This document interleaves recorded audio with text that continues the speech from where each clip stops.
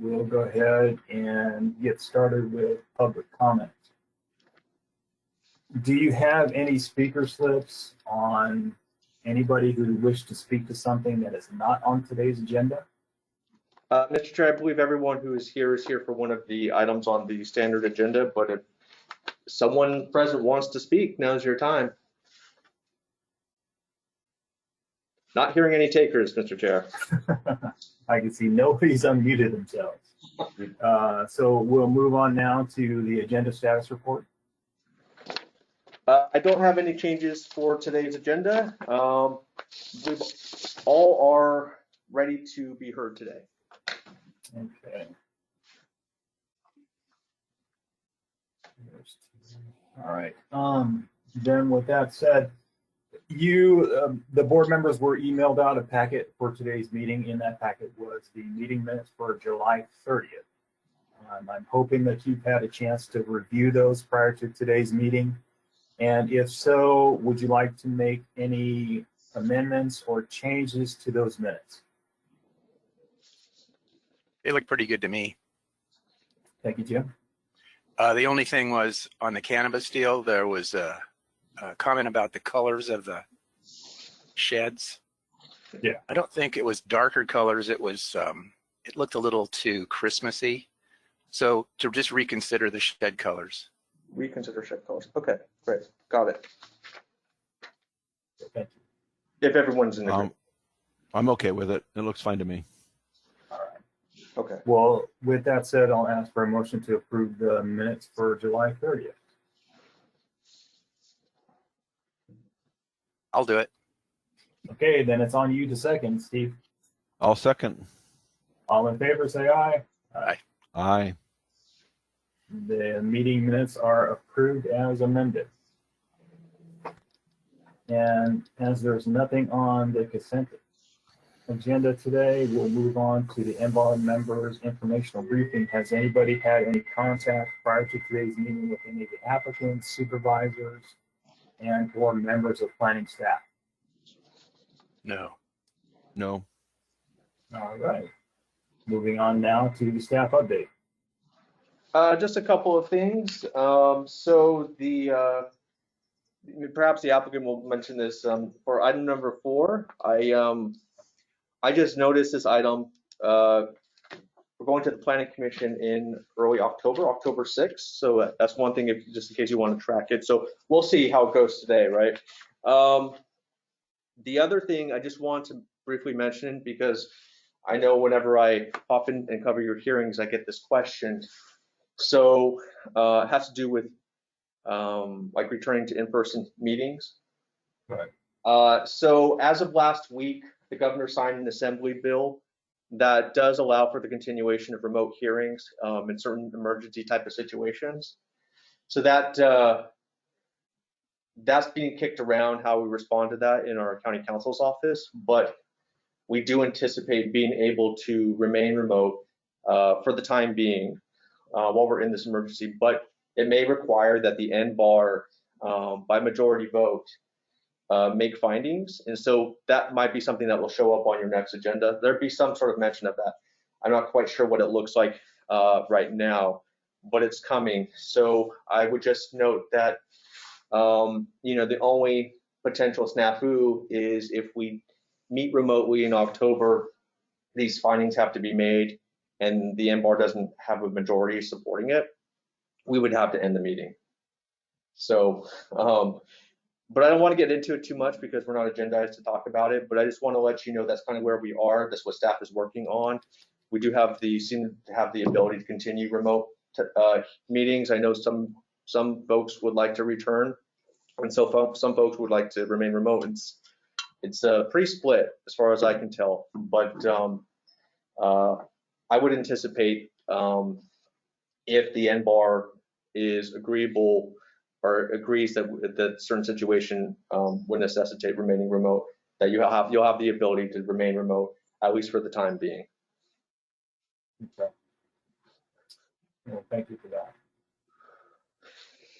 With that said, we will move on to the standard agenda. Item number 1, BAR number 2100151, the Moretti Mixed Use Project. Is the applicant available and planner as well? If so, go ahead and introduce yourselves for the record and we will. Jesse Skidmore is here, speaking on behalf of the owners. I'm from 10 Over Studio.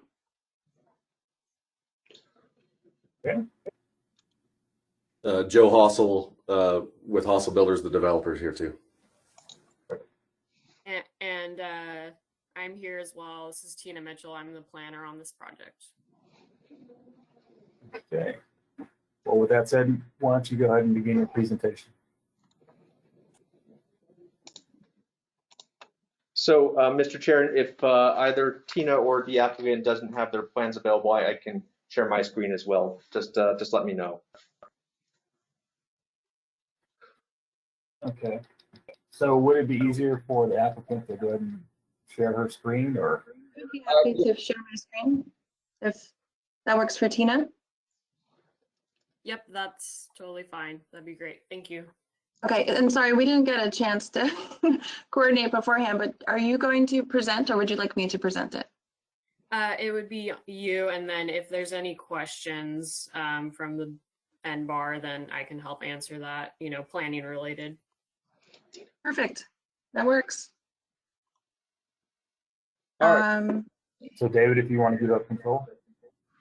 Yeah, no, it looks like Ms. Skidmore has her screen shared. But which screen are you guys seeing? I don't think I clicked on the screen. We're seeing the agenda. Okay, I've got to change that. How do I, sorry, this is a totally new format for me. Do you know where I can stop sharing? There we go. Okay, I'm gonna try that again. Screen, this one, share. All right, now you can see the presentation, correct? Gosh, no. Awesome. Okay.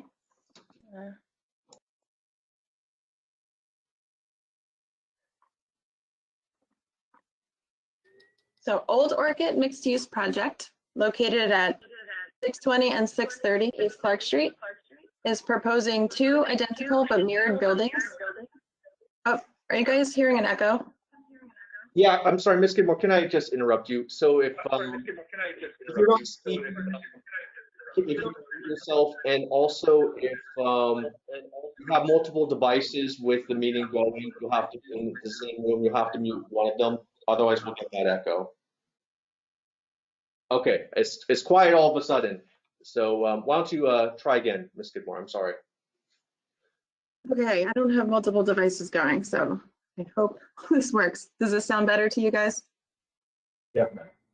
All right, great. Okay, so we'll start over. This project located at 620 and 630 East Clark Street is proposing two identical but mirrored buildings merged across two properties. The ground level has two retail spaces totaling a little over 5,000 square feet. The upper floors have 4 bedrooms in each unit. There's 4 units. There's shared parking located in the rear at the bottom of the page here, with alley access only. So we have 16 parking stalls in this lot, as well as 4 stalls maintained along the sidewalk on the street. Other items to note on this plan are that the residential entrance is from the back of the building, maintaining the front as a full commercial access.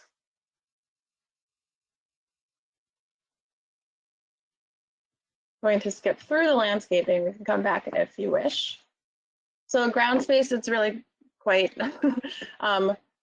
open. You can see we have some recessed entries, which will show up more clearly on the renderings. And then the residential access is from the rear. This is a typical unit layout. There are 4 identical units. And the idea here is that there's 2 bedrooms that front Clark Street and 2 bedrooms that front the alley. Both properties, their east and west walls go all the way to the property line. So we'll have windows facing north and south. The concept here is that each bedroom has a bathroom, and then they have a shared amenity space through the middle that's quite large. It goes out to decks out on Clark Street.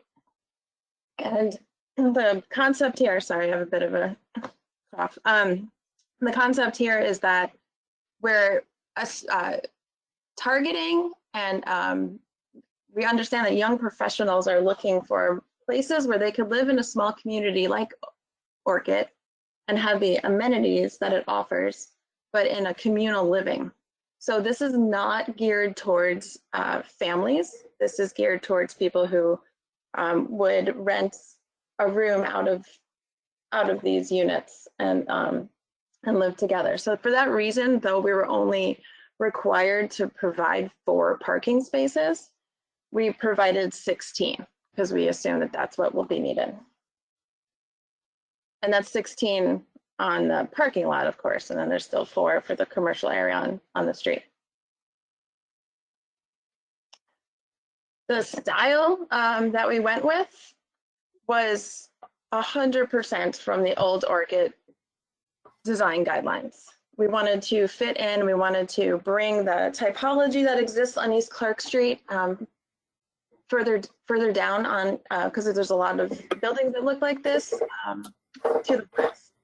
And we wanted to bring this typology down to this area and promote the mixed use typology that's in the design guidelines. So I actually have the design guidelines in front of me, and I highlighted some of the points of it. Retail on the ground floor with residences above, an Old West oil town look, preserve the historic small town character, bring in horizontal wood siding, corrugated tin or galvanized steel. That's what we're showing here. That's corrugated metal at the commercial entries and a like whitewash stained wood that has both horizontal and some vertical elements on it. Designed for the human scale, create a sense of neighborhood and community. The historic design reference, so unique and harmonious with the downtown area, and really looking to vitalize the community and encourage people to live near where they work. Let's see, recessed entries, cornices, transom windows above the entries, gooseneck light fixtures, physical continuity with a series of small buildings. So you can see when you look at the plan, you would assume that there would be a mirrored building look, but we really broke it down to feel more like a rhythmic, vertically oriented series of storefronts. The windows have multiple panes of glass and articulated doors and windows with vertical proportions, pedestrian-friendly amenities, and subtle variations in parapet height. So let me see. That's the main. And then in the back, we just have a very simple elevation here with an outdoor stair access to get to the upper units. And another image of the front. So I'm just going to go back to the main image because I think that's what we were all probably be focusing on. So I'm happy to take any questions. Do you have a vicinity map? I do not. I do not. It's located a few blocks west of Highway 17. That makes sense. So I could pull it up on an aerial image if you wanted. Would you? Yeah. 1 second. yeah, actually. Okay, I'm gonna steal the screen control. Hang on. Okay, so here is Old Orchid area, and we're up towards the east side. Downtown Old Orchid here, and then the parcels are up in this area.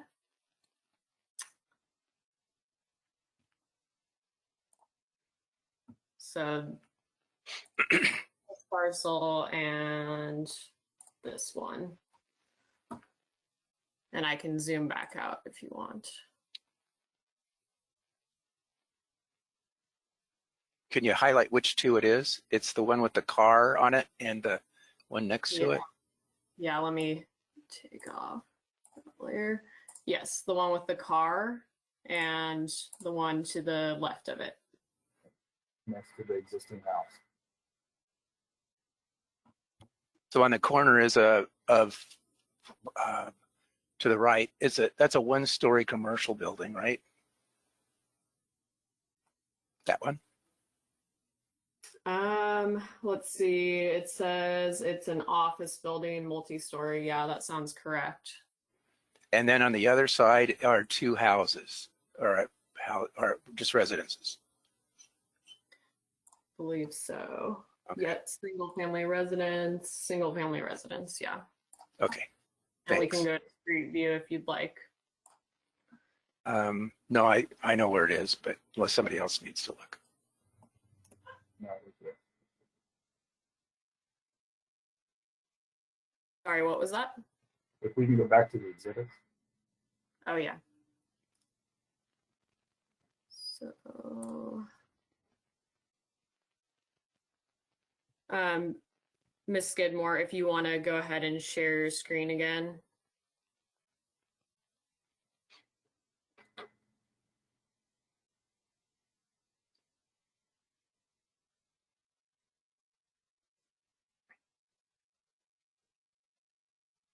Now, the primary entrance for the first floor commercial is the front. And you have an exit out the back to the parking lot. That's correct. Tina, is the parking requirements for the commercial area, the commercial space, are they being met? I believe so. I am still in process of reviewing this project, so I will be verifying that. And if they're not meeting it, then when this project returns, we would see that change. But I do believe they're Yeah, I mean, because if the target is young professionals renting rooms, and you've got 16 bedrooms available, and you've got 16 parking spaces, I'm just There's also curious.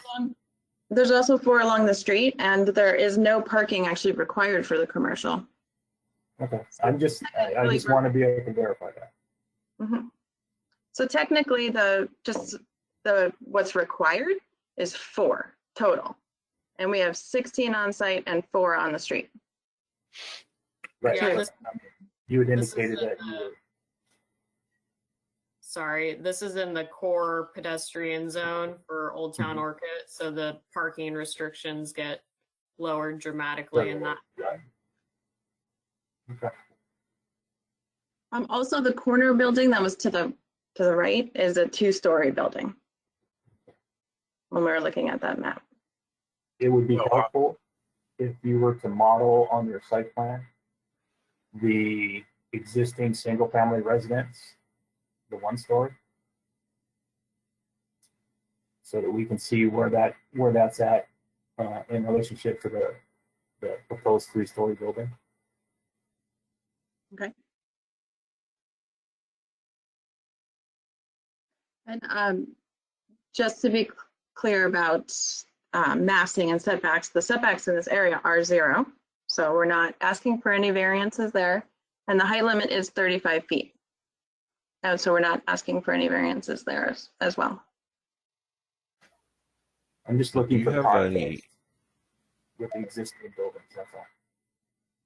Do you have any side elevations of the building?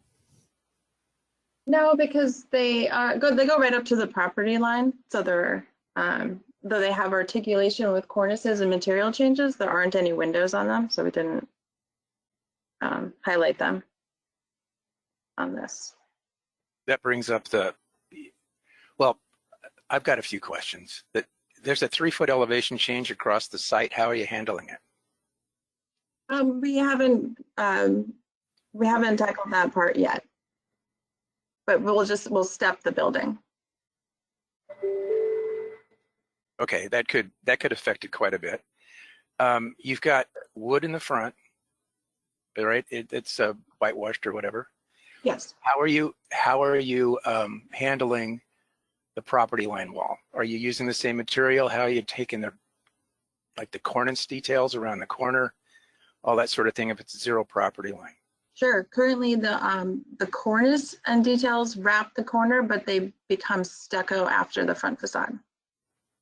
What does that mean? You mean there's They- stucco on the side that resemble the front material, but Yeah, exactly. To be in the same color tone.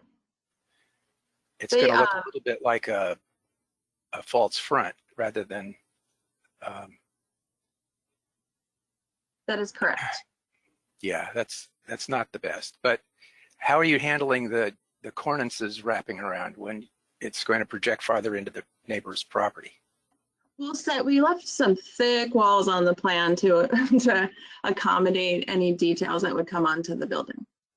So you're stepping it, the main wall back away from the property line. Right. Mm-hmm. Okay. So there's So the stepping, it's there's a the few wrapping. inches off, Jim. Probably it's a few inches off the property line then, so that the Yeah. cornice flushes out with the property line or whatever. You haven't done anything on the upper level in terms of, it's pretty much a flat wall. Are you planning on working on that? Yes, this is a preliminary design, so we could, if you guys have feedback for what you'd like to see up there. I want to know what you're thinking about in terms of texture details, caps, and that kind of stuff. It's Also, more facing, so there's decks out there, so there'll be, there's opportunity for some plants and people can come out there. We didn't put awnings on because it's north facing. So Also- we were looking at it. Go ahead, sorry. that upper piece, we've seen this kind of, there's a building down on the corner ways that was done on the north side. That has a deck upstairs, and we like that a lot because it was stepped back quite a bit and it read as a 2-story building. This is going to read not the same way because you only have a 5-foot deck, which I think is not enough step back for the upper level to read as a 2-story building like you're trying to do.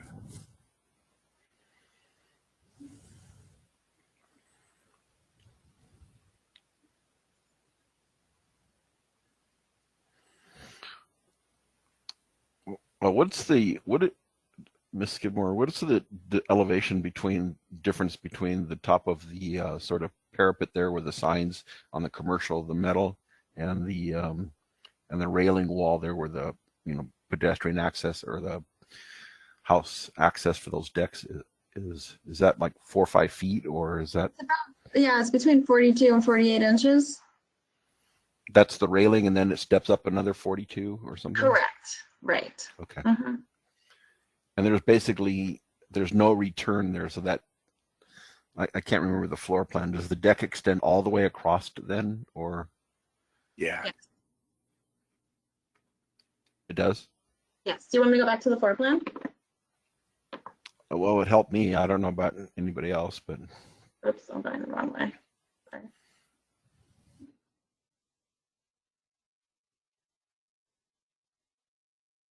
okay, I understand it now.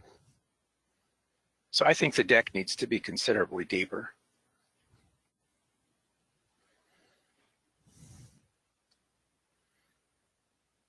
I don't know if it's really all that overly useful, Jim. I mean, it Well, steps the building back. I agree, but Yeah. as far as for the renters or the residents there, maybe a couple more feet would be a little easier to set up a table and some chairs or whatever. But 5 feet's pretty narrow. And also the little bump It out is. in the front with the sign on it has to come out deep enough. On your plan, you're dimensioned about 1 foot thick. It needs to be able to be deep enough to catch all your cornices and so forth that's butting into it properly. So you might need to make it thicker. If you know what I mean.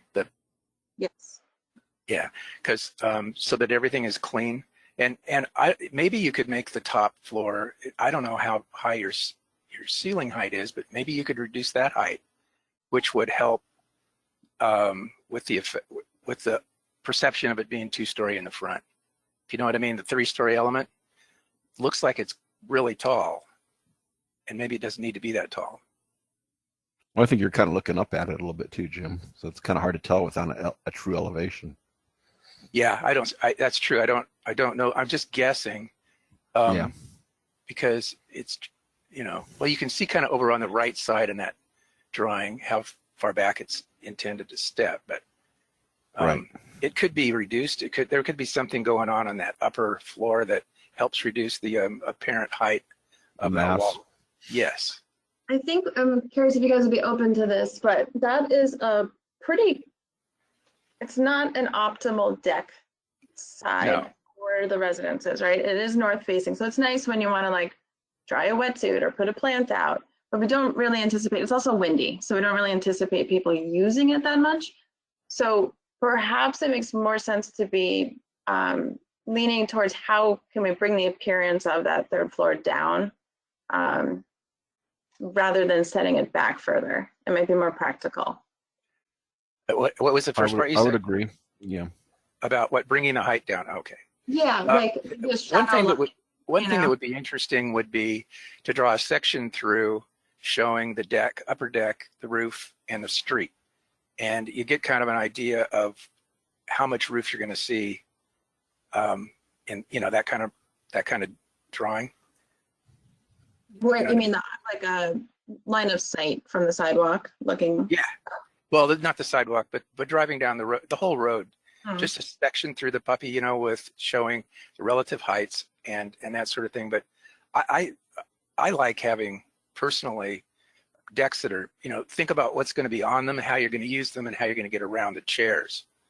If it just needs another foot, by all means, also you've got your bedrooms, you can see out through your bedroom windows, but you can't see out through the common space.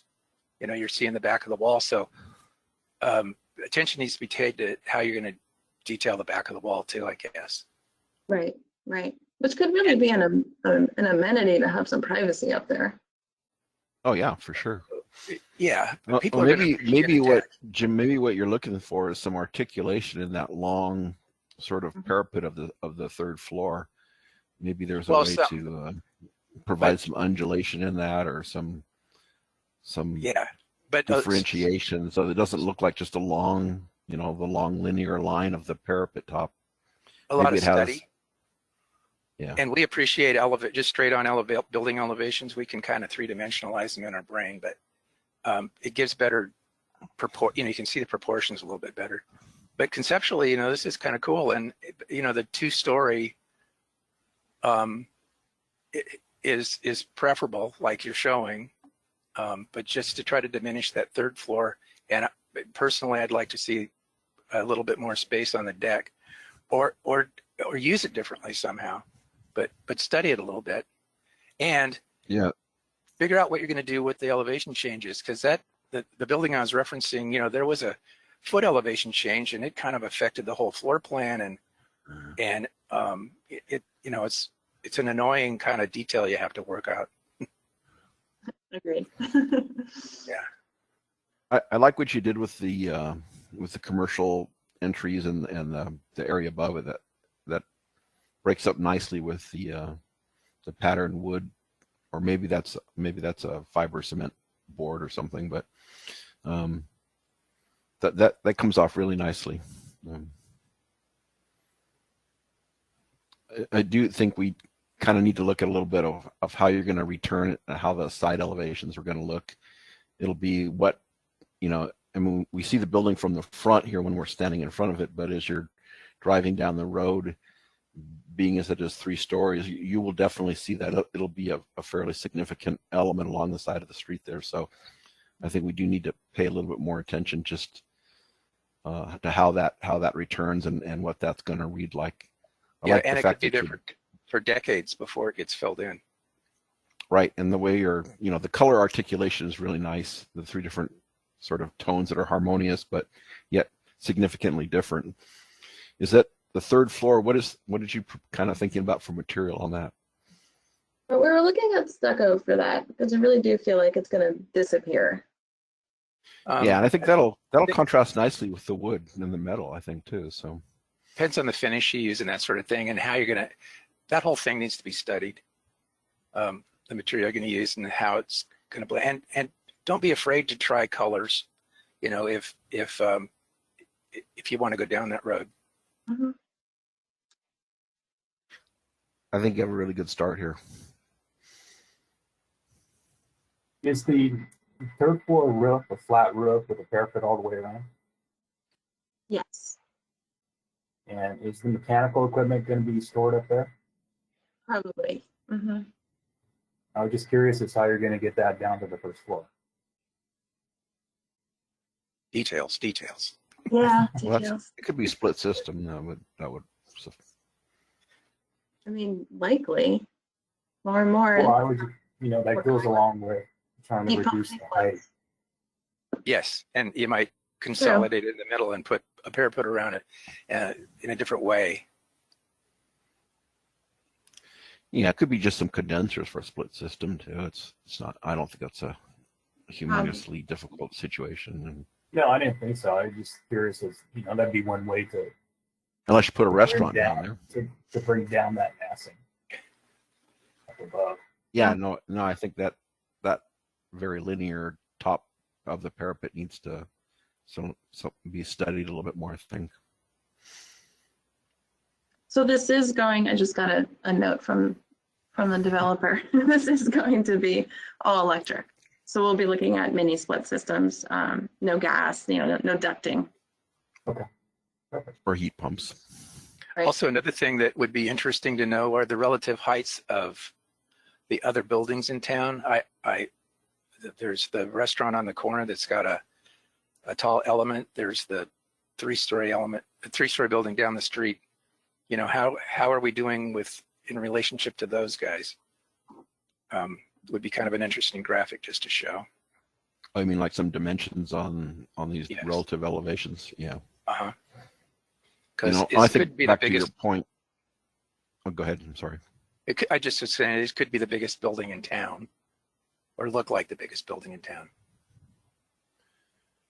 Well, I think to your earlier point that a more traditional elevation with some dimensioning on that would be helpful, and we can visualize from there. Oh, and landscaping too. Kevin's not going to be here today. Kevin's out of town. Is there any input from landscape requirements that we know of that needs to be passed along? I think they just have to use the what approved street trees.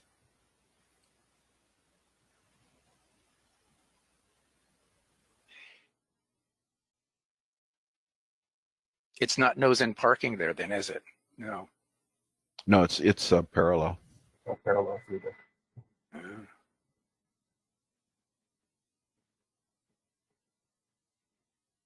I like what they've selected as far as the path is concerned. I couldn't understand you. Said I like what they've selected as far as the planting is concerned. Yeah, no, it looks good. Yeah. Miss Skidmore, just quick questions.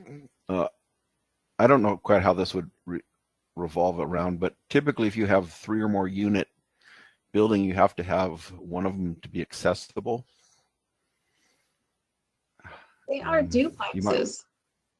So they fall Okay. under single family residential code, the CRC. So there isn't any adaptable requirements. Okay. Parking. Yeah, the 2 totally separate buildings.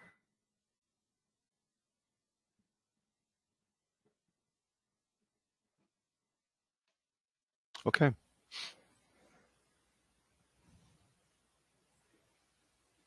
I think that's pretty much wraps up for me anyway.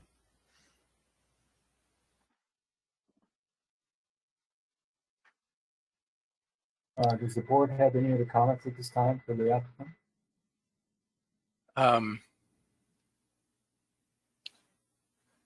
No, I was looking at the wall between the 2 properties. There's a wall that goes across the middle of the deck, up above. Is that right? No. On your floor plan, third floor plan? I don't know that we've really addressed it yet.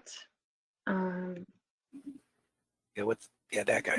Yeah, I mean, that's just a matter of us, the fact that we mirrored the plan. I don't know, Ken. But yeah, we wouldn't want people to, we'd certainly want to deter people from crossing that deck and being in front of the adjacent unit windows. So to some degree, we'll have something at the same railing height that cuts that off.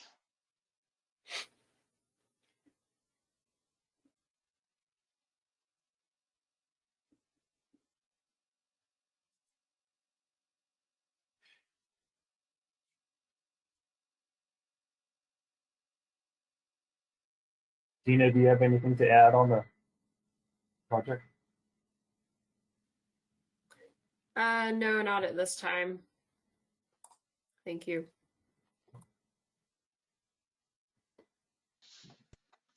Well, I think, looking at everything that we've seen so far, the color choices, you've gotten some good suggestions as far as heights are concerned and massing. I think this is a good start for the conceptual review. I do like the choices and the material changes that you guys have made. I think that's echoed throughout the comments from both Steve and Jim. I think it's a good start. Just one other thing, and this isn't a suggestion at all. It's just you've got horizontal wood siding on the corners in the front, and then you're going to do stucco on the side. What if you put like a smooth stucco that came around the front a little ways, or on the exterior portions? Or I like the wood. I just don't like the change of materials on the corners so much. So think about how to handle the corners. It might be a nice way to break it up even more. Maybe, yeah. I don't know. And then you could be consistent, and it would look like a whole building, not just a face on it wouldn't look like lipstick as much, if you know what I mean. Yeah. Anyway, just a thought for you to study.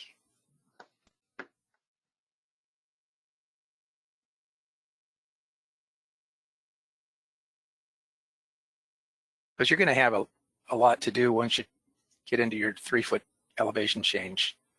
Mm-hmm. Refinement.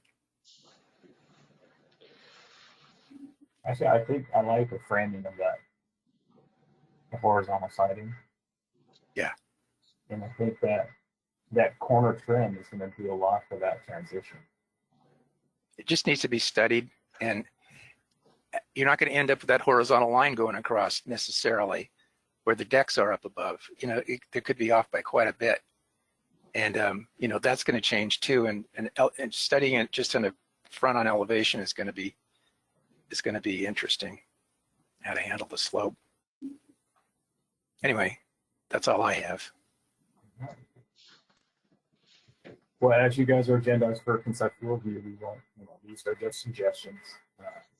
We're not going to have any kind of vote on it. We just ask that, you provide some of the other detailing that was suggested, the building section, the indication on the site plan as far as where the other existing buildings are on the adjacent properties, specifically the residential component. And we look forward to seeing this again. Do you guys want to take another look at this conceptually before we move on to preliminary? Based on what we suggested? Fine. I don't think it would hold anything up. Yeah, I kind of think that's appropriate. So go ahead and work with your planner, and we look forward to seeing this again. Sounds great. Thank you, everyone. There's a lot to like about Thank you. this. Yeah, There is. It's Yeah. done a lot. It looks good. I appreciate the feedback. Thank you very much. Bye. Okay, we'll now move on to agenda item number 2, BAR 20, number 00148, the East Clark Residential Project. If the applicant is ready, go and introduce yourself for the record, and we will begin. Yeah. Good morning. This is Annette Fair again, here with Pam Brannan, who is the owner of the 520 East Clark Avenue project. And we're happy to be here again today, and hopefully we've addressed all the questions that were asked from the last review. I think what we'd like to do is just refresh everybody on the locations from the site plan, which would be the A1 sheet. And I need Please. somebody to let me share my screen. Hopefully I'll do it right this time. Working on it. Just give me just one moment. Okay. All right. Go ahead and give it a try. Okay.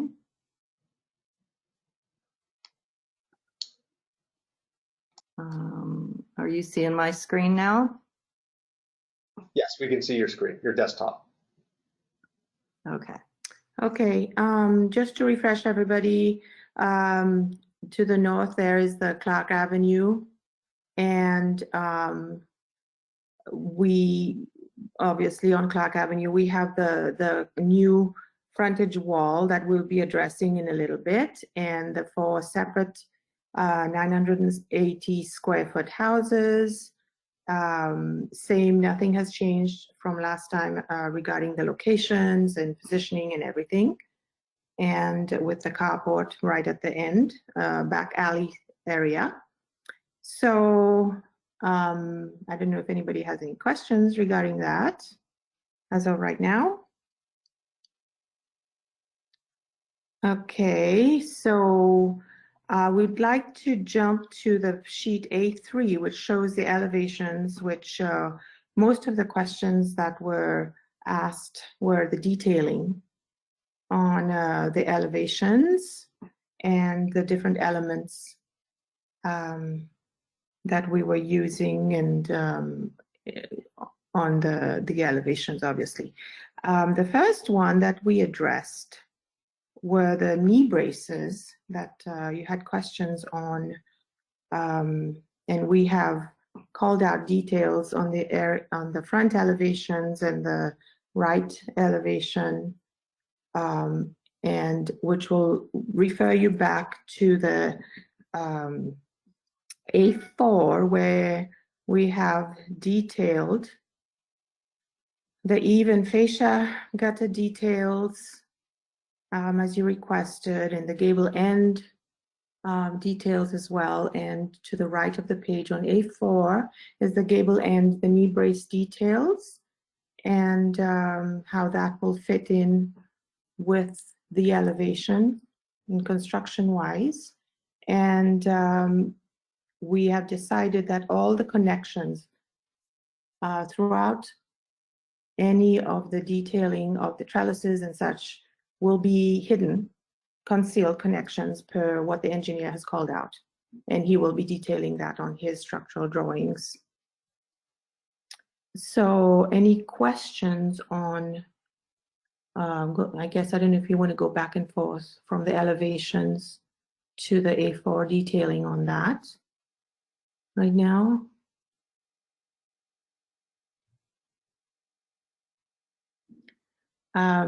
Okay, the next issue that we addressed were all the eyebrow trellises, the eyebrow trellis from the master area, One which is little thing. attached to. Sure. On your eyebrow trellis side elevation on Go which ahead. sheet? On- A3. It's on A3.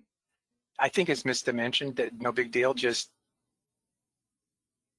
you've got Oh. 1'6" at the bottom. I think 1'6" is likely the height of the whole thing or something. Just to see. I'm sorry. Right. Make it bigger. Oh, you know what? Let me look at my drawing here. Whoops, I stuck. My A3.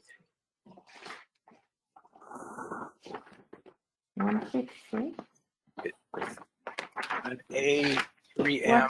What's oh, that's the I'm on mirrored one. Yeah, I just used the plain one, the A3, instead of the A3M. Sorry about that. But it's on both of them. Which area are you looking at, Jim? The detail. Oh, Eyebrow Oh, trellis side that's the elevation. corbel, the one. Sorry, no, that's the corbel. That is below all the window seats. The No, it's one, over on the the, one. it's over on the left side, Uh-huh. Oh, on the left side? Oh, left side of the page, not on that one. Okay. Which page? Mine I'm on says Oh, you know. A3. Are you looking 3M. at- Okay, two, let me pull that one. You're on 3M? That's the mirrored one. Mm-hmm. I don't. On the left side? Oh, yeah, right there. See where it says, on where it says eyebrow trellis side elevation, you've got 1'6". That should be like 4 inches or something. So just fix the dimension. Okay. Do you see See where it that? says 1'6"? I think that's the height of the whole thing. Yeah. Oh, where it says 1'6". Yeah. Yeah, you're right. Do you Okay. see that? It's right here. I can't help but plan check. There. 1'6". Oh, yes, yes, Okay. sorry, yes. Thank you. Thank you. You're I welcome. would never caught that. Thank you. So, are you looking at that page? Or are we He's going looking back at to 3M, but I can go 3M? back You to can go to the 1. A1 or because 3. it's reversed, so it's confusing. Just change it later on your plans. Sure, Yeah. no problem, no problem. I'm on We're just trying to refer A- the same page that you're looking at. Let me get it smaller again.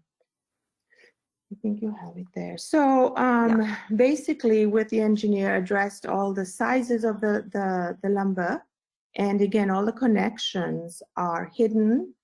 And I did another inset, making it the detailing bigger, so you could look at that.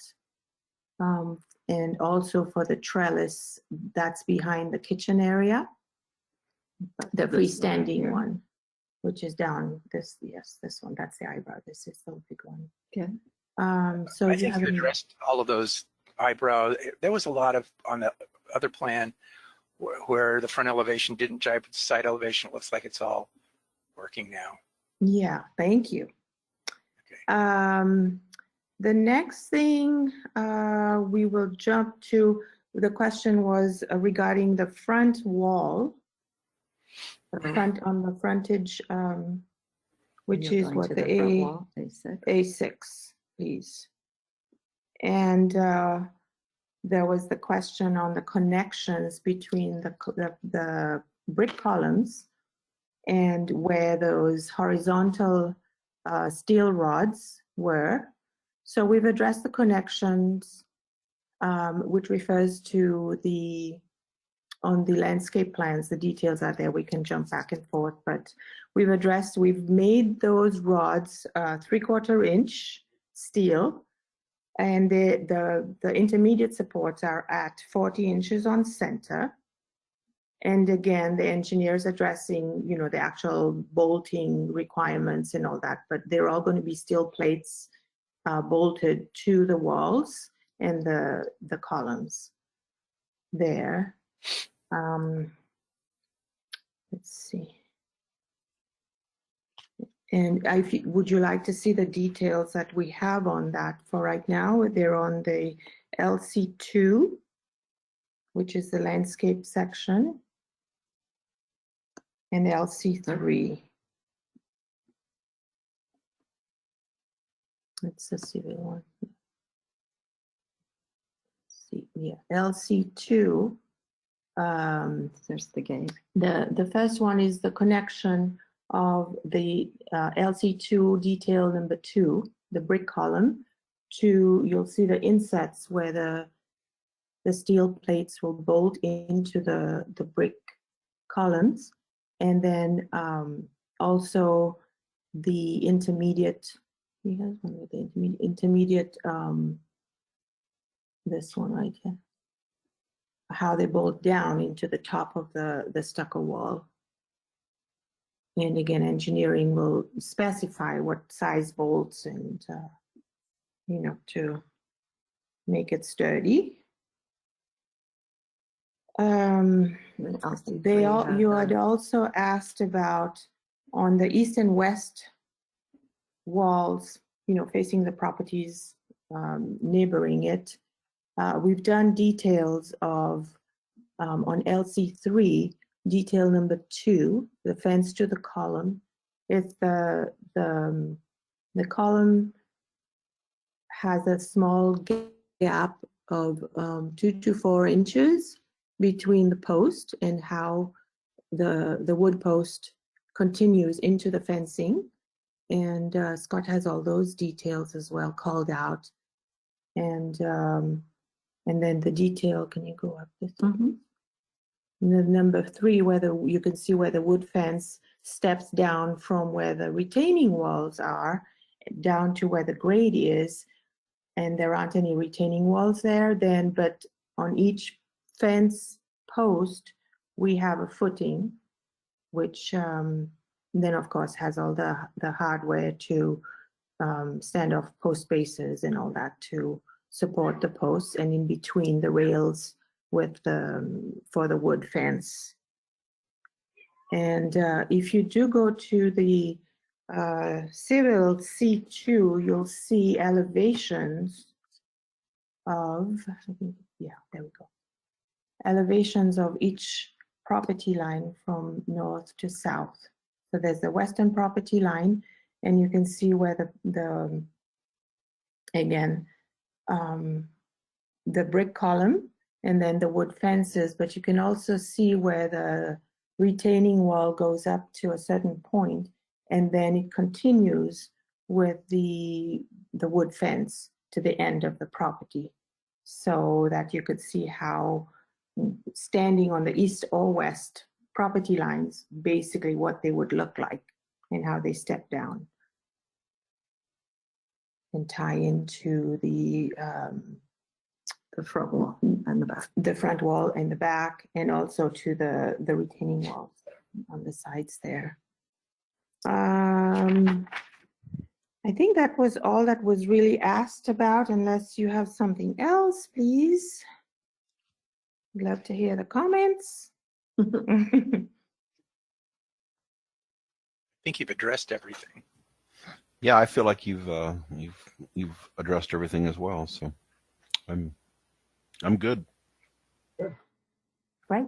Yay. Yay. Thank you. So we can move ahead, huh? Is the planner available for this? Yeah, Kevin's supposed to be here.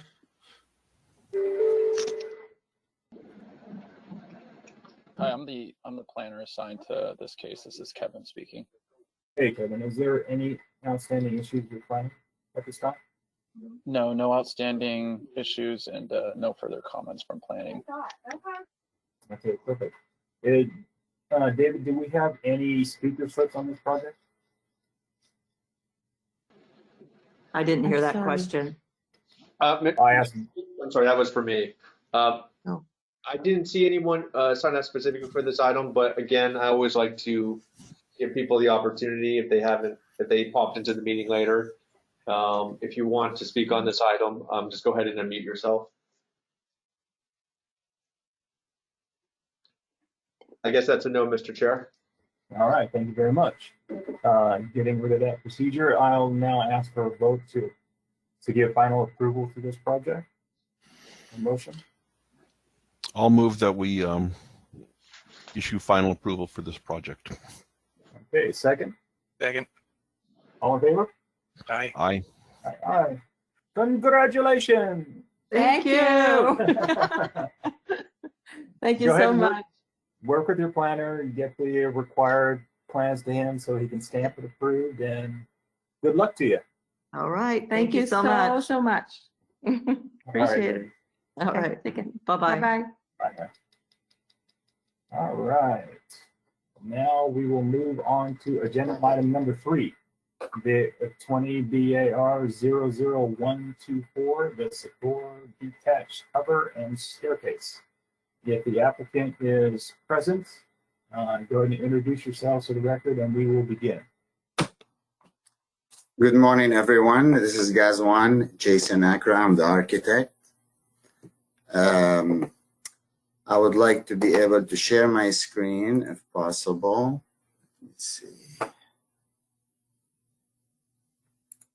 Go ahead. David working on that right now. Yeah, go for it. There you go. Is it working now? We see your desktop. Very good. Okay, I'm just going to start with a reminder of where we left off. The last time, basically, we left two items. The first one is the existing septic system, where we managed to get the records for the septic system from the county. I'm going to just show to everyone right here, which is, you know, this is where the existing tank right there, where it's gonna stay, and then we have the septic system where it's gonna be in the area where we're gonna do the work. So what we did, we hired a company that we did the percolation test, and we did the new plans to relocate the leach line with the future expansion for it, which is right here. You can see it. So basically, oh, sorry. I don't know why it's not. Are you able to see it? Hello? Jason, no, it looks like there's some I don't know bits why just it's missing. doing that, but let me, here, it's showing up right now, yes? More? Part of it. Slowly, yeah. If you continue to have issues, I can share my screen too. Hold on, let's see if it's gonna show up. Maybe if I change between sheets.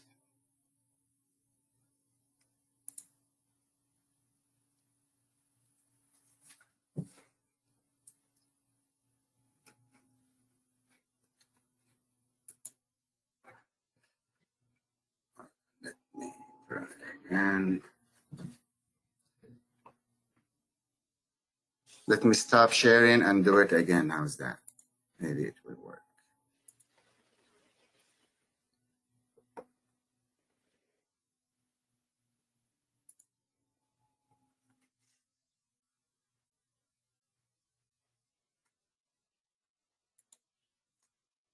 You're able to see this, yes?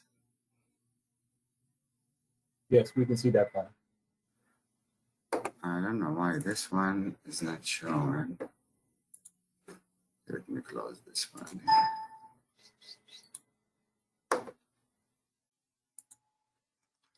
All right, share again.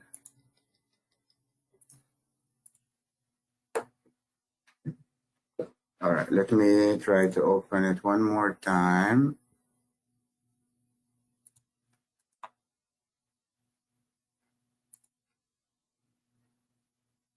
Now?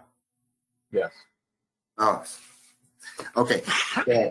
We can see the existing where it's going to be here, where we're going to have our pad, and we are going to have it right below this area right here, with the expansion is going to be right below it right there.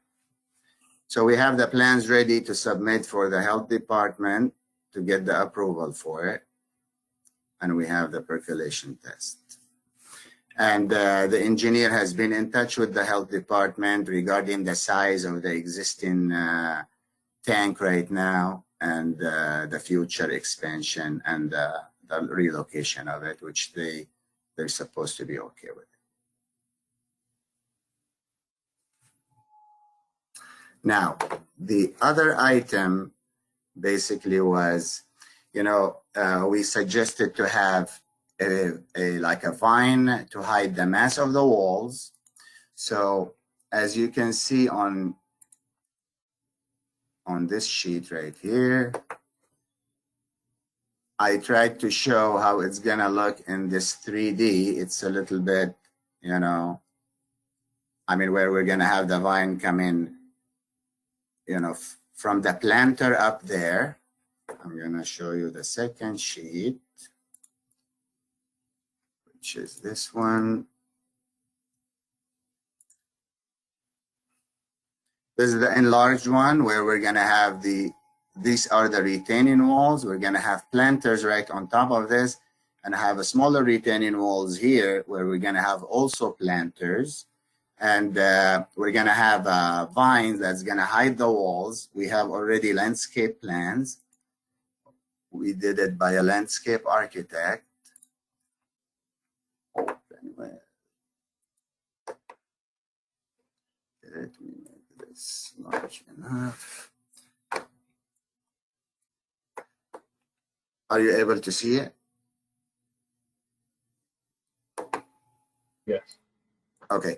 So basically the idea is like we're gonna have two types at least. The first one, the landscape architect suggesting to have a one where it's gonna be closer to the wall and wouldn't crawl up to the fence above it. And the one below it where we're gonna have it that's gonna crawl on the wall where it's gonna cover the wall as well, which is like the fence, let's call it. And the quantity and how many we're gonna use. If you can see, it's gonna be right here and in this area right there.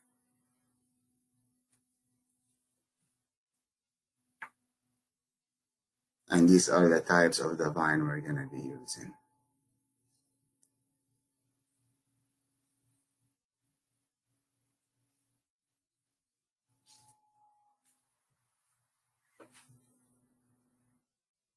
I'm done, so if you guys The lowest retaining wall is 4.5 feet tall. Correct? the lowest retaining wall is how, let me see. 4.5 feet. I see on a section. Yeah, you see it? Okay, yeah. And then what's it made of? It's made of. It's probably just block, right? Yeah, we're gonna have it. I mean, I was thinking to have it like a split system, you know, Okay. split face. I mean, but I don't know. Now with having an ivy, it's gonna pretty much cover everything, so you barely could see a wall behind it, I think. And then it's going to go back towards the house along each side, correct? Yeah, basically, it's gonna be around that. The staircases is gonna come down. Like when you're walking on the staircase, it's gonna be all around it, and it's gonna go in the front of the back of the house, all along all the front. Okay. I was wondering, you've got a glass guardrail down at the bottom.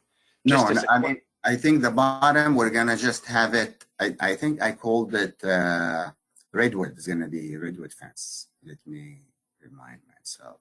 Okay, I was just looking at your section. What page is that? On A31. Mm-hmm. There's you've got a little. I was just wondering why you needed to have a wall there at all if there was a landscape in front of it. Well, maybe for safety. You know, I was just afraid people would fall, maybe if they don't pay attention to it. Just something to, you know, prevent people from not seeing it and just having this drop of 4 feet, 4.5 feet. But I think I'm not gonna need to have it glass here. If I did, then it's by mistake. But it's gonna be wood, just redwood, just for safety, really. But I mean, otherwise we don't need it, like you said. Yeah. Yeah, your sheet A1.1A indicates that it's going to be glass. Yeah, no, this is gonna be wood, the one below. All right.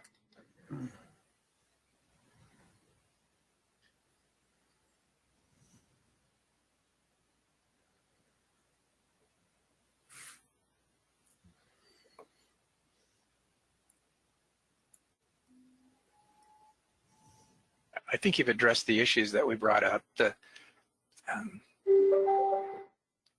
retaining walls, if you look at A1.1A, there's retaining wall along the bottom, the lowest retaining wall. and then going up towards the building on either the right and left side. At one point, you've got a wall it's 4.5 feet tall, and then it goes to 0, and then it gets taller towards the inside. Yes. You just We're needed to gonna match. step- You just needed to match, match your materials to make it all. Yeah, we're gonna step it. It's gonna be like start from 0, then it's gonna go. Yeah. Gonna follow the contour lines. Basically. Okay.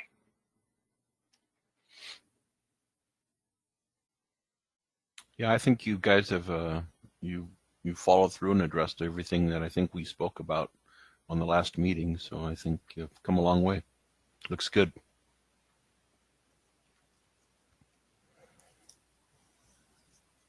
Ditto. Tina, do you have any comments at this time on this project?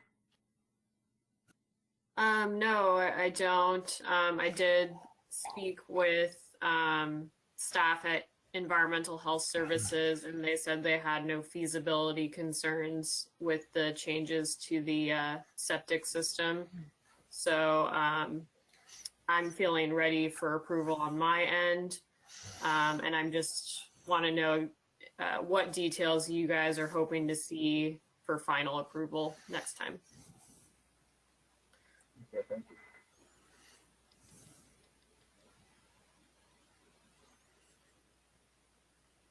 you. As far as the next step, we'll just need the construction details, anchoring of the glass railing, tread details, riser details. Yeah, pretty much how you're going to anchor those rail walls into the masonry walls and. Yeah, actually, there is a system, railing system. I have all the details for it, and it's gonna be, they have the details how it's gonna be anchored to the concrete. It's pretty cool. Yeah, and if you're going to substitute the glass with the redwood, then just make sure the plans are consistent and you've addressed Yeah, the I will detailing. fix that. Yeah, definitely. And this will be part of the, I have to submit these details also to the building and safety. Exactly. Yeah. Right. And then, whatever details that we haven't really seen in terms of the patio cover and that sort of thing as well. So.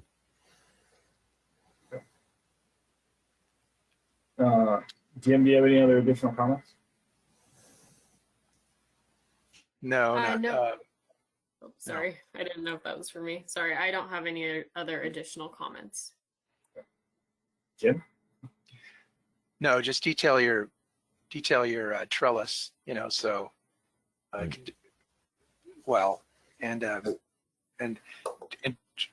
decide exactly what you're going to do with those retaining walls we were discussing that are in the wall, and in the ground and out of the ground. They switch sides going up.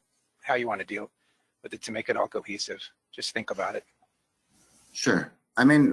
Probably the owner is gonna be planting some, street or something in this area, but we can, maybe we can add this ivy along that side too, to cover the wall. Well, that would make it, make it consistent. The higher part of it. Yeah.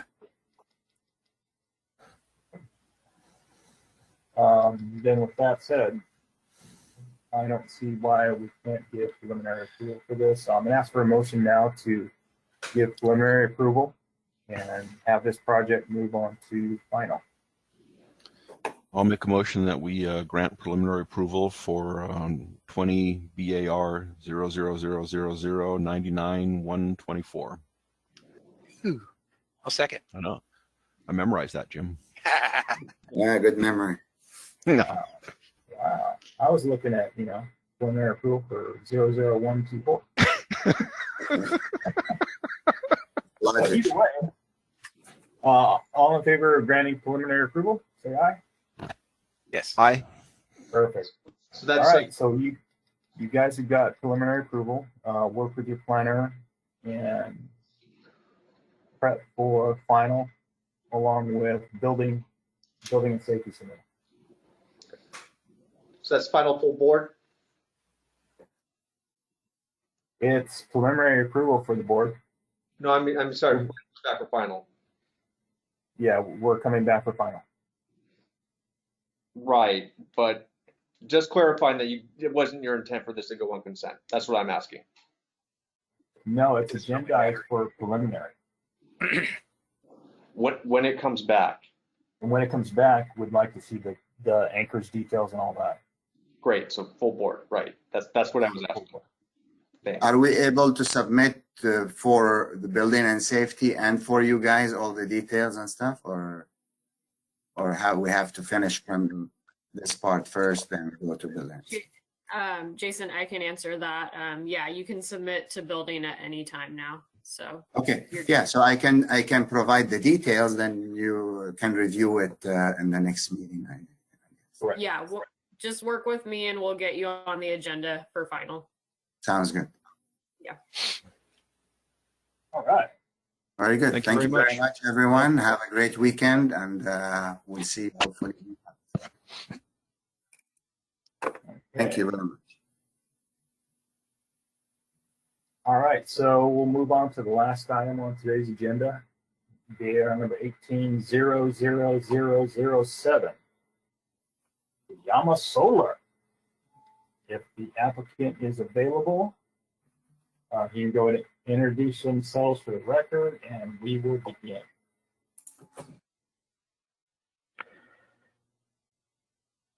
Good morning. Good My name is morning. Andrew. Yeah, my name is Andrew Wang.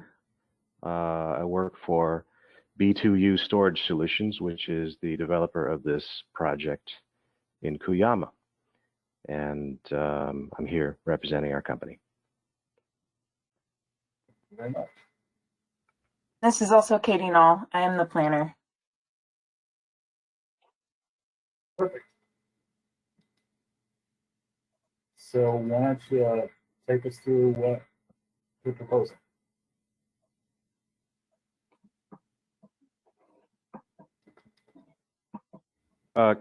Katie, is that for me to discuss?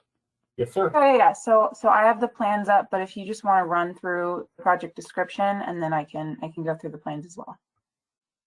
Oh, sure thing. Thanks. Sorry for my my mix-up.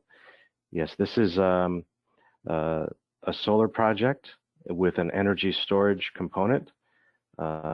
Essentially, what we would be doing here is sort of a combination of generation of solar power during the day, obviously, and using some of that available solar power to charge batteries, a bank of batteries on site. To store that energy and to deploy that energy later in the day when it's actually needed most. There's a whole dynamic I could explain to you about the deep penetration of solar power on the California grid and why it's not all needed when the sun is out. But you'll see more and more projects like this happening.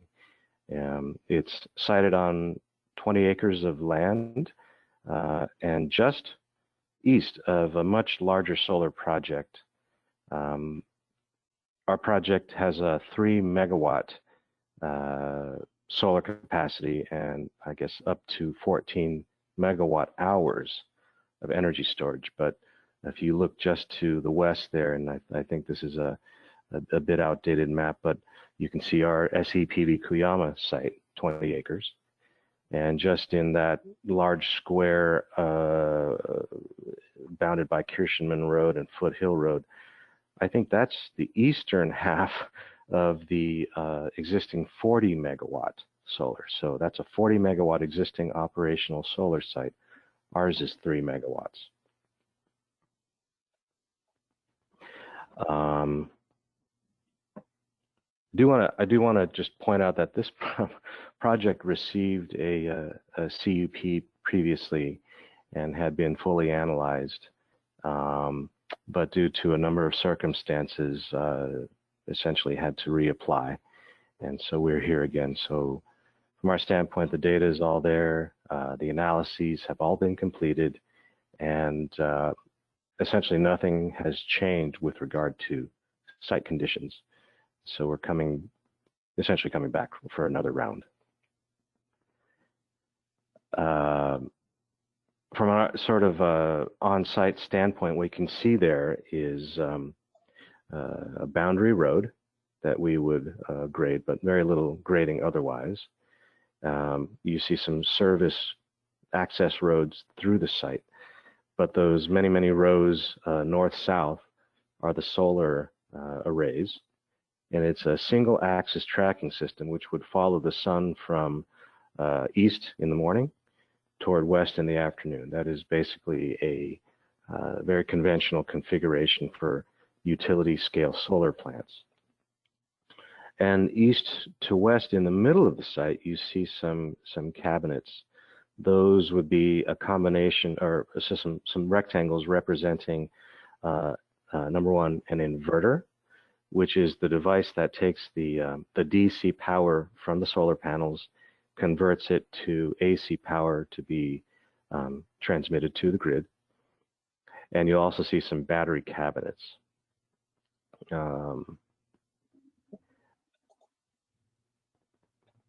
Some more detail about that. I do want to share a little interesting thing about our company's business, which is that battery storage systems like this are proliferating around California, but these will be the only ones that you see that are using batteries that are coming out of electric vehicles.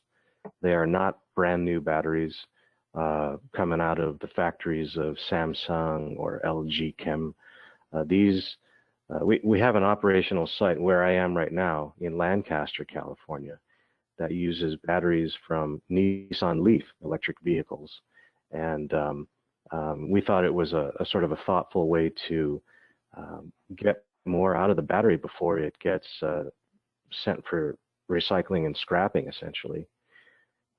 As it turns out, EV batteries, they really start to not be able to give you juice and acceleration when they get to about 80% state of health. You know, so they basically have to be pulled out of the cars, and up till now have been sent to recycle. Well, that's kind of a shame. 80% state of health left, and we've determined that we can use those batteries in a stationary energy storage application linked together in quantity to provide grid services and get many, many more years of life out of the batteries.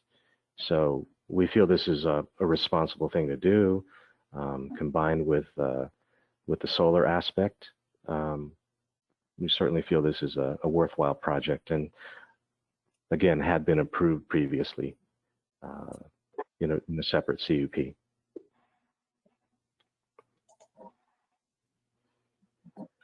The battery and solar system will, of course, be sending its electricity to the grid to be basically the energy will flow into the California ISO control grid that basically represents most of California, but the specific transmission operator that owns the poles and wires where we are is PG&E, Pacific Gas and Electric, and there's a pole essentially right at the northwest corner of our site to which we would attach our system and inject that electricity. And we've worked with PG&E quite closely to study the impact of our power injection into their grid, and it is deemed feasible.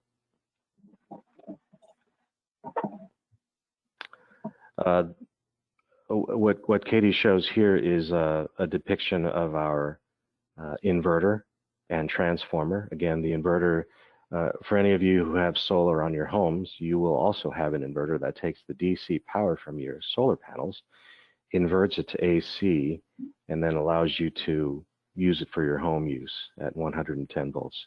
We'll be working at a higher voltage level, but essentially the same concept holds true. We have an inverter which and it's attached to a transformer that will take the voltage, the DC and AC voltages that we are generating on site, and the transformer it converts that energy to a voltage that's compatible with grid injection. That's what's going on here. This is a very typical installation at any large solar plant. And these are what I would say are typical battery cabinets, and essentially what you have here is a container that's very much like a shipping container. You can see down in the bottom left there, within which would be contained and stored and climate controlled a quantity of battery packs. This drawing came from our original drawing set submitted in 2017, and since then we've, as I mentioned, have innovated around the use of second life electric vehicle battery packs. So it's going to look something like this, and the thing about these containers is that they are sort of obfuscated. The view of them is obfuscated by the solar panels almost in every direction. So they will be sort of a non-glossy finish, and it's not sort of the about 9 feet tall, and you know, when the solar panels are tilted up at their maximum tilt, those are 8-9 feet tall, so they'd be very much blocked, you know, from view.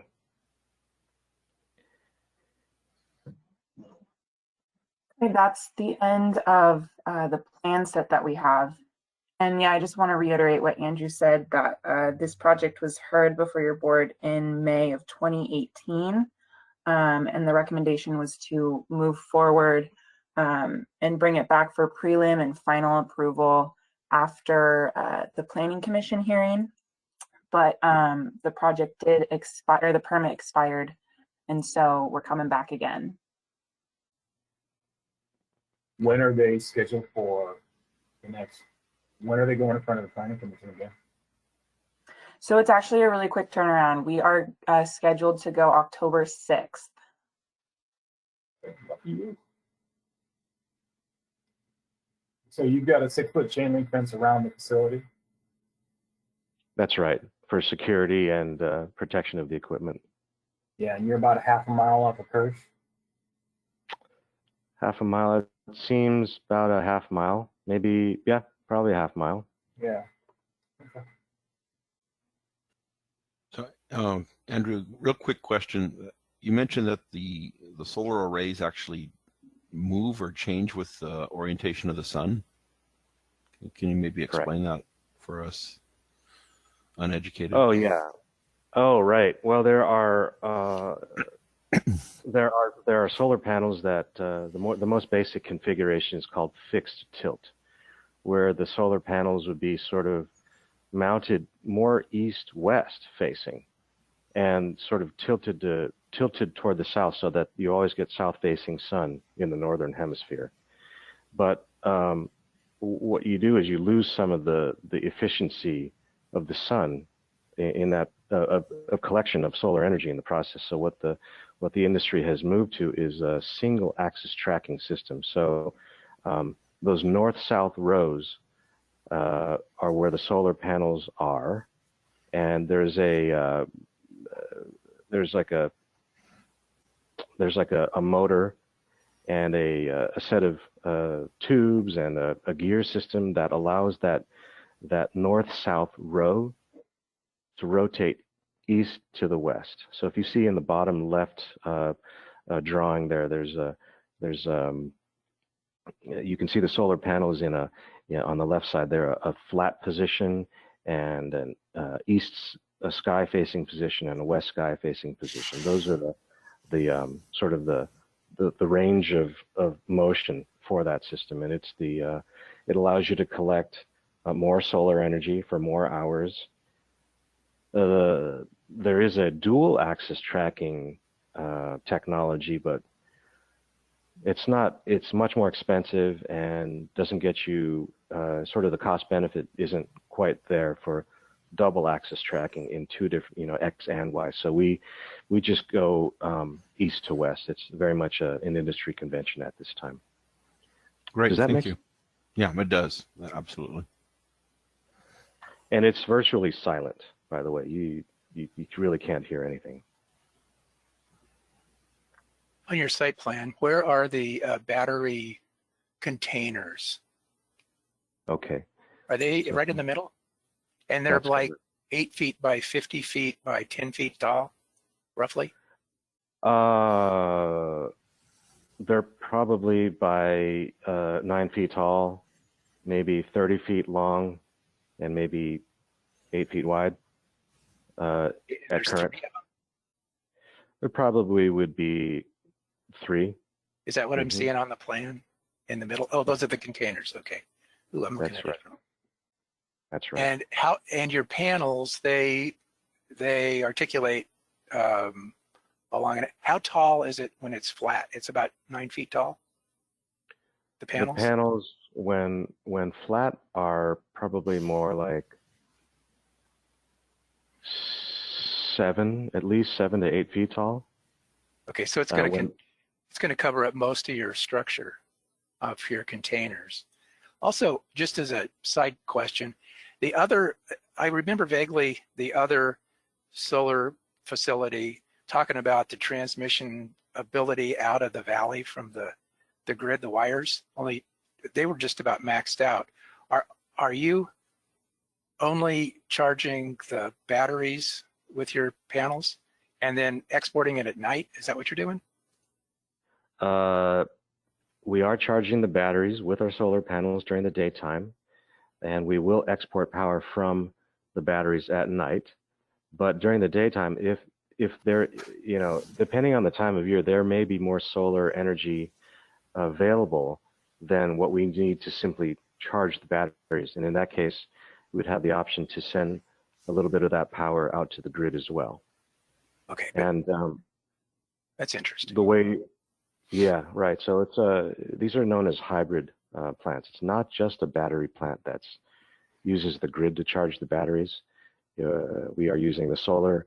It's a combination of using the batteries to firm up the solar, because as you know, the sun doesn't always shine. And not at night, particularly. Definitely then. But we make commitments to the grid operator to say we're going to send you this much power, and if a cloud passes over for any significant amount of time, the batteries will stop charging and go into discharge mode to support the output and keep the grid as stable as possible. So that is one aspect of solar power plants that you'll see more and more, is the addition of battery storage systems.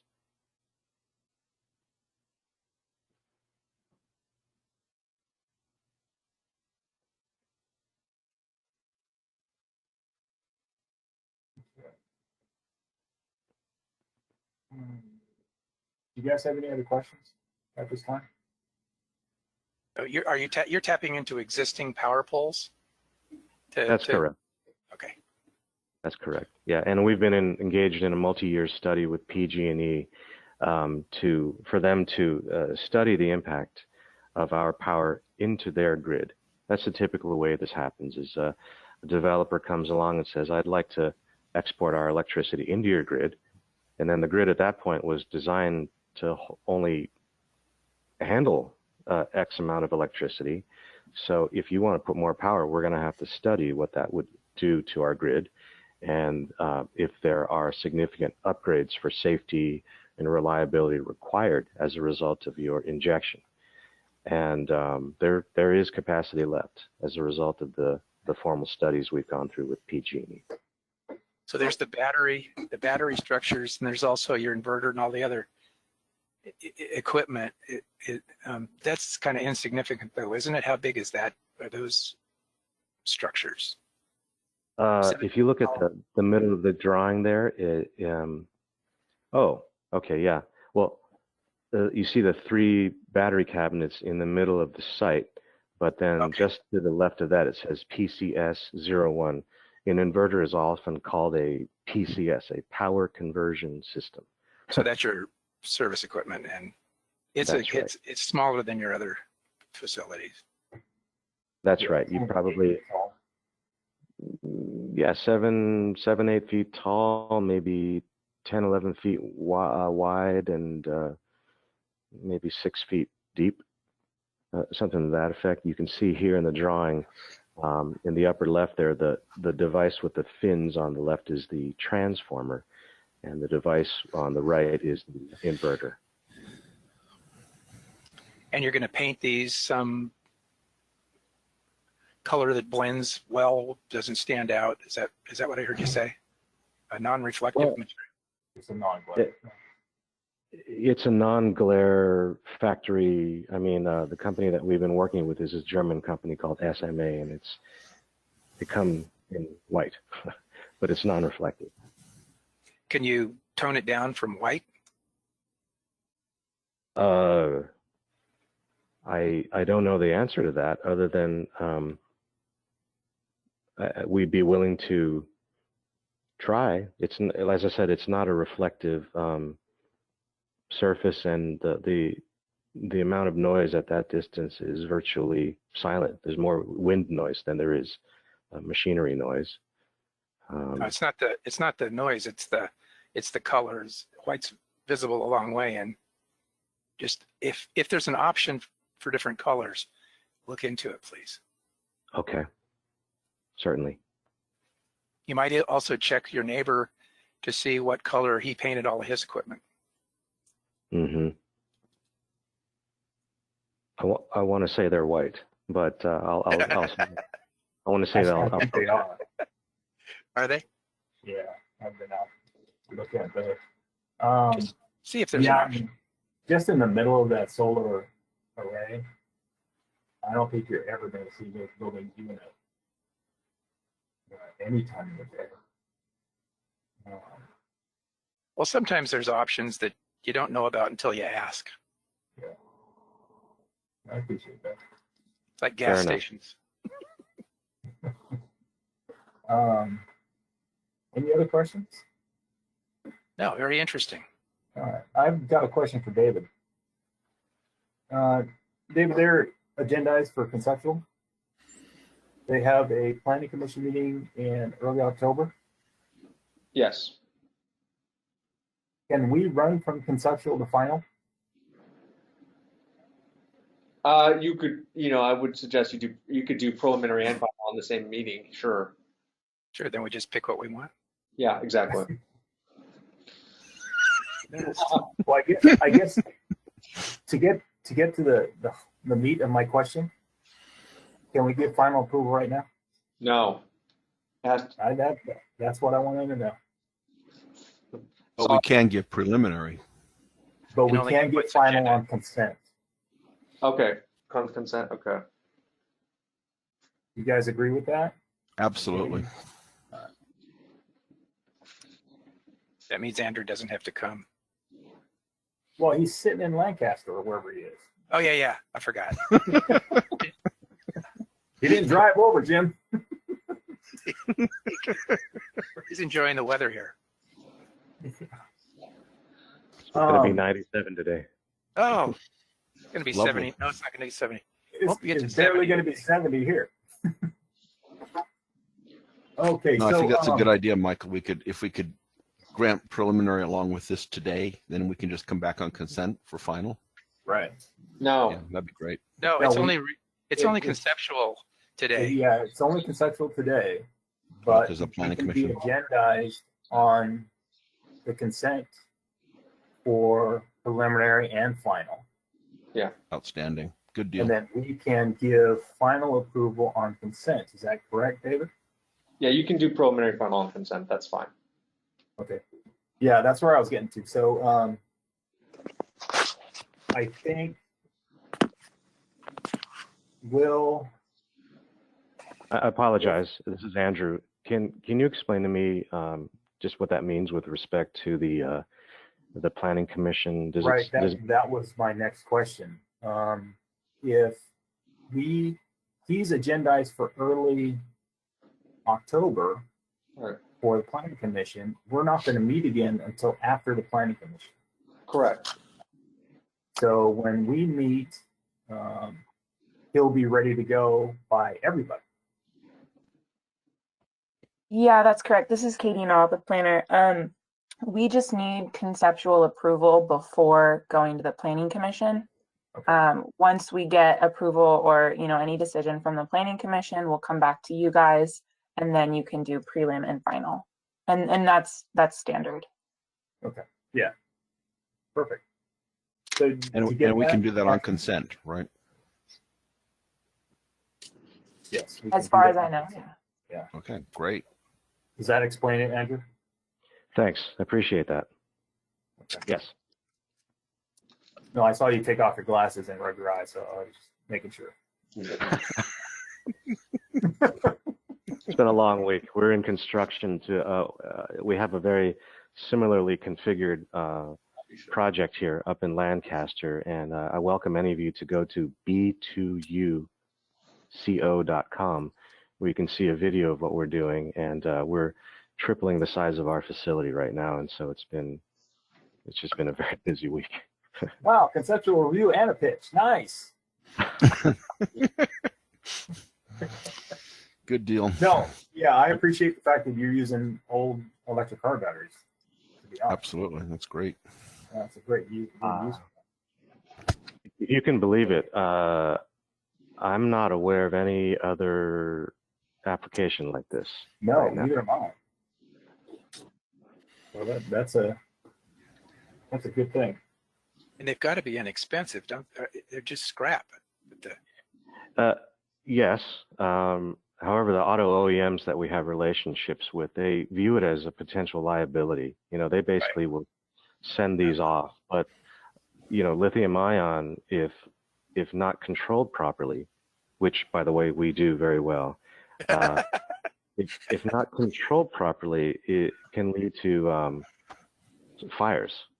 Right. And that's the last thing we want to have happen. And so obviously the OEMs also really don't want to have that liability. So the fact that we can take potentially hundreds of batteries and control them in a central location rather than have them enter the gray market and end up in the hands of hobbyists who are installing them in their home as a potential battery backup system with you know, a homemade battery control system. You know, I applaud these people trying to do interesting and the right kind of thing. But from a commercial standpoint, the OEMs feel better if they know where the batteries went by serial number. You are kind of isolated where you are, so it seems pretty safe. That's true. That's very true. That we try to, you know, you find that power plants like this, although, you know, it's always sort of in the eye of the beholder. Is it beautiful or not? Well, still, people really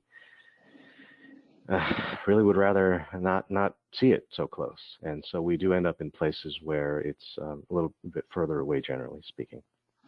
You get a lot of sunshine out there. We do. Nothing but weed and solar out there in Cuyama. And cannabis. Yeah. So with that, we don't need. Do I need to make a motion for conceptual approval? No, we're good. So you're good to go. Katie, if you want to agendize them on consent for prelim and final after the planning commission meeting, that'd be great. Yeah, will do. Perfect. All right. Andrew, you're done. Good luck to you, sir. Thank you all very much for your time this morning. I really appreciate your reconsideration, let's say. It's very interesting. It is. And with that, Thank you. Good luck. we have wrapped up today's NBAR meeting. Any last additional comments from David or board? I do have one. I just want to just introduce this young man who's been sitting next to me for the full meeting. So I have a staff member who's going to be retiring early next year. So we're doing some cross training here. So this is Jonathan. Hi, everybody. I'm Jonathan. Hey, Jonathan, how you doing? Hey, nice to meet you. Nice to meet you all. Welcome. That was it. Right. Okay, then I'll ask for a motion to adjourn this meeting. Yes. Second? Yes. All in favor? Aye. Aye. Have a good weekend, guys. Take care now.